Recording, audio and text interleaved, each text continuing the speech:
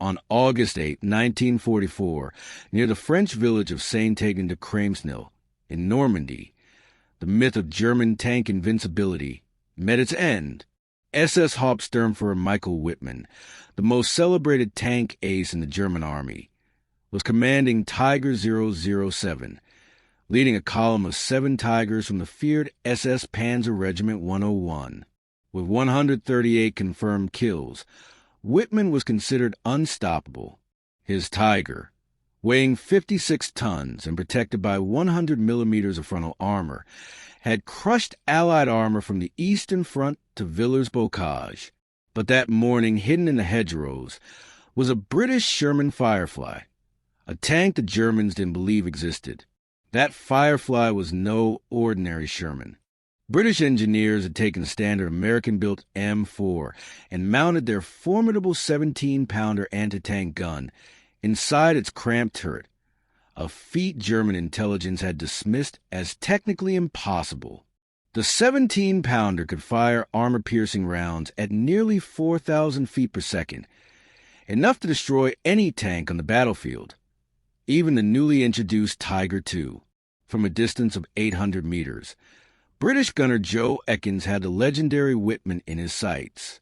Ekins, a 21-year-old who had never fired in combat before, would go on to destroy 3 Tiger tanks in just over 12 minutes, one of them belonging to Wittmann. The first shot hit Tiger 314 directly in the turret ring.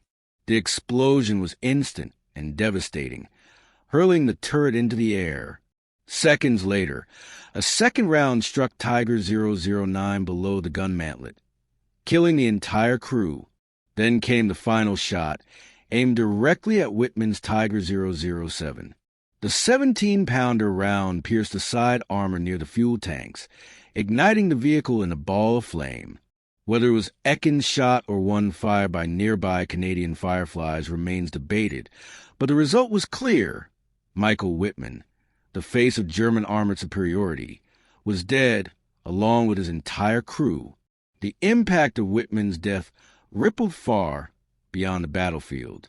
German tank crews who once believed their Tigers were invincible now realized they could be destroyed in seconds, and from ranges they considered safe.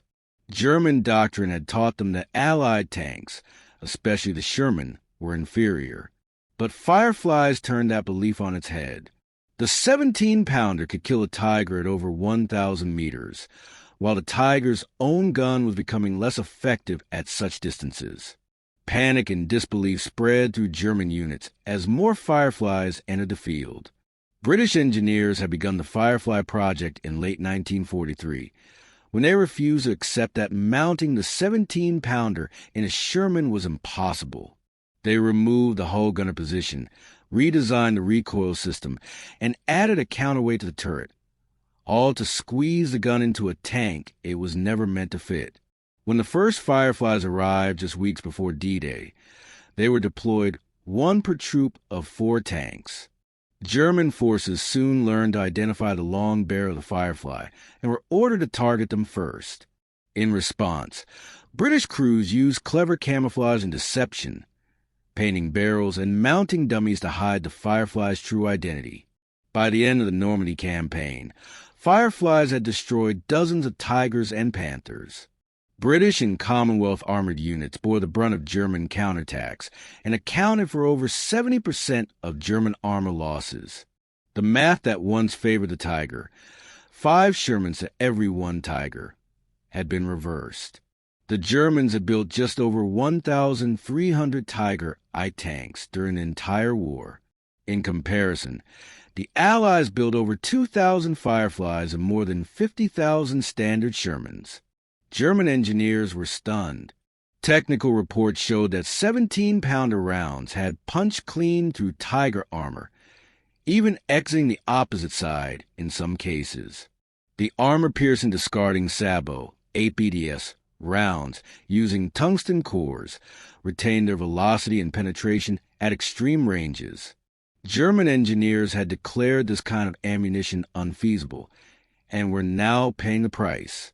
Fireflies could destroy Tigers at over 1,500 meters. Tigers could rarely return effective fire before they were hit. The psychological shift was just as damaging as the tactical one. Tank crews who once dominated the battlefield now scanned every tree line in fear, watching for flash of a long-barreled Sherman. German commanders rewrote tactical guidelines, urging crews to avoid long-range engagements unless absolutely necessary, and to treat every Sherman as if it might be a Firefly. But it was too late. Fireflies were everywhere and multiplying fast. The Americans, initially skeptical of the British modifications, soon began requesting Fireflies for their own units. General Omar Bradley personally asked for Fireflies after reading reports of their effectiveness. But British and Commonwealth forces had production priority. American Sherman crews, armed with less powerful 76mm guns, often struggled against German heavy tanks unless they could flank them. In contrast, Firefly crews consistently knocked out Tigers and Panthers with frontal shots. The Firefly's success reshaped armor warfare. It showed that innovation, adaptability, and production mattered more than raw technical superiority. Germany had built masterpieces like the Tiger and Tiger II, massive, complex tanks that consumed huge resources and frequently broke down. Britain took a reliable American chassis and gave it a gun no German tank wanted to face. The result was a weapon system greater than the sum of its parts. The death of Michael Wittmann symbolized the collapse of Germany's armored supremacy.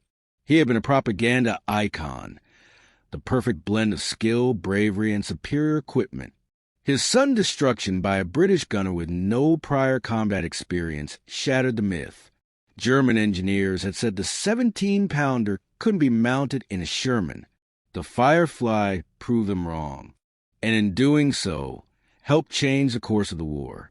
By March 1945, as the Allies crossed the Rhine, German tank forces were in ruins. The Sherman Firefly had proven that mass production of good enough tanks, combined with clever engineering and adaptable tactics, could defeat even the most advanced enemy armor. The gun they said couldn't be mounted had become the weapon that shattered the legend of the Tiger, and with it, the illusion of German invincibility. The legacy of the Firefly extended beyond the battlefield. It became a symbol of Allied innovation, proof that determination and practical engineering could overcome even the most fearsome enemy designs. While the Germans chased perfection, the British made do with what they had, and made it deadly. In the end, it wasn't the most advanced tank that won the war. It was the smartest adaptation.